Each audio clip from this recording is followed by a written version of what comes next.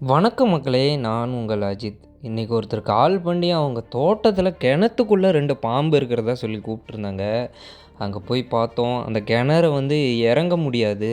இறங்குறதுக்கு எந்த வழியும் இல்ல. அதுக்கப்புறம் கயிறு கொண்டார சொல்லி கட்டி தான் இறங்கணும்.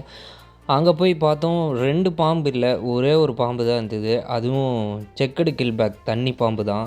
அவங்ககிட்ட கேட்டோம். "இது தண்ணி பாம்பு தான். இது இருக்கிறனால ஒண்ணும் பிரச்சனை இல்ல." அப்படின்னு சொல்லி சொன்னோம். "இருந்தாலும் அந்த பாம்ப புடிச்சிட்டு போயிருங்க." அப்படின்னாங்க.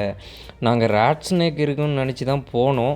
ஆனா அங்க இருந்தது இந்த செக்கடு கில்பேக் அதாவது தண்ணி பாம்பு தான் இருந்தது.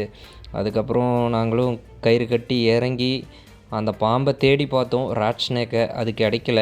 அதுக்கப்புறம் இந்த செக்கடு கில்பேக்க மட்டும் புடிச்சிட்டு நாங்க வீட்டுக்கு வந்துட்டோம். அதனால இந்த மாரி தாழ்வான இடங்கள்ல பாம்புகள் கண்டிப்பா தவறி விழ வாய்ப்பு இருக்கு.